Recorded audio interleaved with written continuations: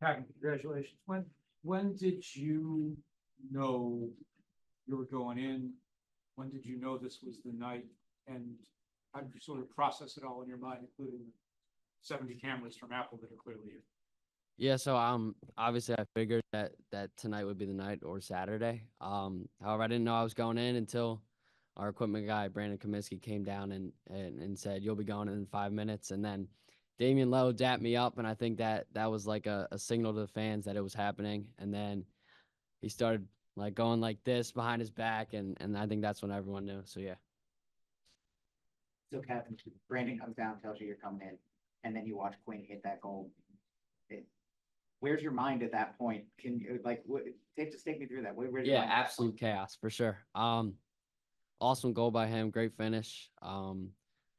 Yeah, I was there to celebrate right with him, and then Brandon came down and said, "Let's go! Like you're going in," and I think that combo of his goal and then me coming in for the sub was complete like anarchy. Honestly, like one of the loudest things I've ever heard. So yeah, the stadium was electric and it was pretty cool. Is there a moment when you get in there that everything starts to get normal and it's just a soccer game and you're just doing what you do? Is there a moment? Yeah, for sure. That first step on the field is all the nerves, all the pressure, all the noise. It sort of just disappears. Even the fans, like it gets blocked out. Now, with coming in after Quinn's goal celebration, you guys have been dreaming of this for years. Is it anything like you dreamed of? And what was your welcome to MLS moment? Was it when the DC defender shoved you down? Um, my welcome to MLS moment is, yeah, probably when I got knocked down and sort of, I mean, we kept possession obviously, but it was still like pretty cool to see the change in size from U17 to MLS Next Pro and then now the big deal. So yeah, game's just gonna get more and more hard for me. So I think that was the moment. Was any of that goal celebration with Quinn planned, choreographed, or whatever? Because you could barely script better than he scores a banger like that, runs straight to do, and then you come in the game. Yeah, before I came in, he said, I feel like you're getting one tonight. I never told him I thought he was gonna score. So, yeah, pretty crazy, pretty unplanned actually. He said when you scored, do a knee slide. Then he did it, did a knee slide. I guess he copied me a little bit, but we hit our little fist to hand celebration afterwards, which is like one of our first handshakes that we ever had. So honestly, a pretty amazing moment.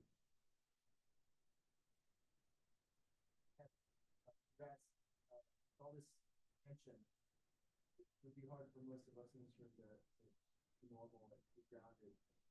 What's your approach to it? Look, this is just the start. Really happy to have done this, but it's honestly the first box checked off. So long journey ahead. I know it's all about where you finish, not where you start. So I'm just gonna keep working, keep developing here. So my main focus is on Philadelphia and our season ahead. Does that, just being younger than Freddie, does having that honor, does that mean anything to you? Was that something that you wanted in all of this, or if you didn't get it, would that have been okay? Where does that kind of rank? Yeah, I mean, obviously it's pretty cool to have. I'd be lying if I say I didn't want to reach for it, but yeah, like I said, it's about where you finish. So if I didn't make it today, or if I didn't make it Saturday, and I was the second youngest or the third youngest, as long as I make my debut and I start my career here, doesn't matter to me. Freddie also tweeted out his congrats to you shortly after. How does that feel? Yeah, I already reposted on my Instagram. It was pretty cool to have some words from someone like him, and he really paved the way for young guys like me. And yeah, I mean, I only have respect for him because he held the record for however many years, and yeah, obviously pretty awesome to hear from him.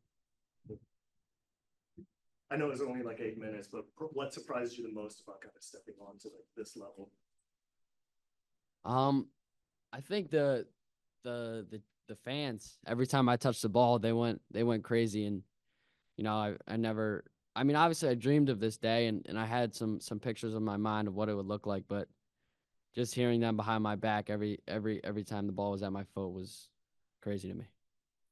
To that point, Kevin, you've been over to Europe enough times already. You know how it is when there's a young kid that everybody wants a piece of, whether it's Holland, it's me and Dortmund. You think about all the guys who come through there, Holland, Emmy, all that. Everybody wants a piece of them all of a sudden as soon as they come up, you know, and all you're 14 and already everybody wants a piece of you. You know, how do you deal with all that?